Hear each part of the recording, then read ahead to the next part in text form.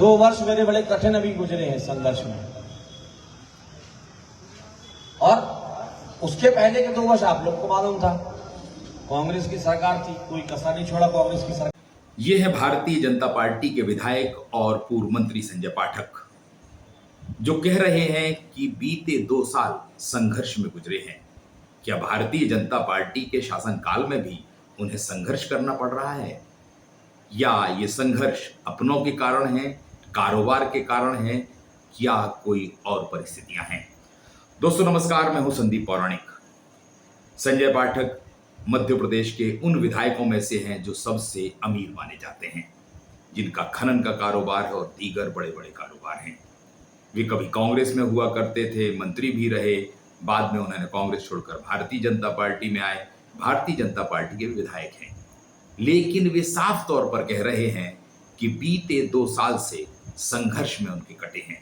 कांग्रेस के साथ उनका जो हाल रहा, या यूं कहें जब कमलनाथ की सरकार थी तो उन्हें किस तरह का बर्ताव झेलना पड़ा, वे सबको बता रहे हैं।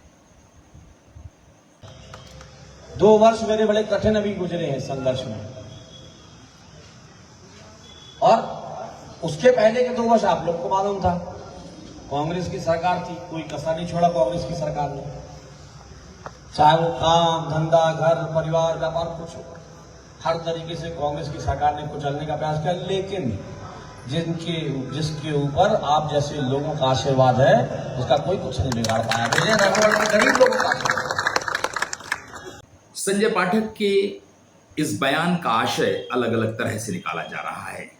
क्या उन पर जो हमले हो रहे हैं, या उन पर जो आरोप लग रहे हैं, सहारा लैंड स्कैम हो या दूसरे तरह के मामले हों, उसमें उन्हें पार्टी और क्षेत्रीय नेताओं का साथ नहीं मिल रहा? क्या ये दर्द है उनका कि जिस दल में वे हैं वो सरकार ना उनके साथ खड़ी है, ना क्षेत्रीय नेता उनके साथ खड़े हैं, और ना ही उन्हें और लोगों की मदद मिल पा रही है? लेकिन वे दावे से कह रहे हैं कि जनता की बदौलत वे इस स्थिति में हैं, और उन्होंने ये भी कहा कि आने वाला समय उनका होगा जहां अभी हैं उससे 10 गुना आगे होंगे। ये उनका आत्मविश्वास है या दम्भ है?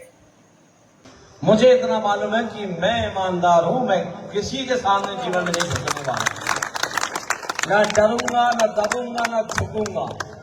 जिसको जो बोलना बोल ले, ईमानदारी से सेवा की, ईमानदारी से सेवा करते रहेंगे राजनीति में। और आज जहां है, उन विरोधियों को भी बोल देना चाहता हूं, आज जहां है इससे 10 गुना आगे जाके दिखाएंगे। कई बार जब कोई राजनेता अकेला पड़ जाता है तो वह अपनी बात अपने ही अंदाज में कहता है। संजय पाठक भी इन दिनों भारतीय जनता पार्टी के अंदर अकेले पड़े हुए हैं। कांग्रेस लगातार उन पर हमलावर है और उनके खिलाफ तमाम स्तरों पर जांच भी शुरू हो रही है। आने वाले समय में उनकी परेशानियां भी बढ़ सकती हैं। संजय पाठक लगातार इस इलाके से विधायक हैं, उनके पिता भी विधायक रहे हैं। अब उनकी मुश्किलें लगातार बढ़ती जा रही हैं, और लगता है कि इन मुश्किलों के चलते ही वे अपने ऐसे बयान देने को मजबूर हो रहे हैं।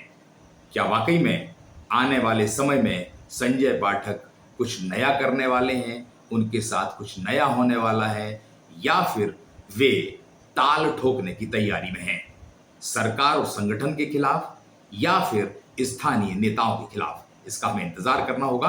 दोस्तों नमस्कार, आज के लिए इतना ही।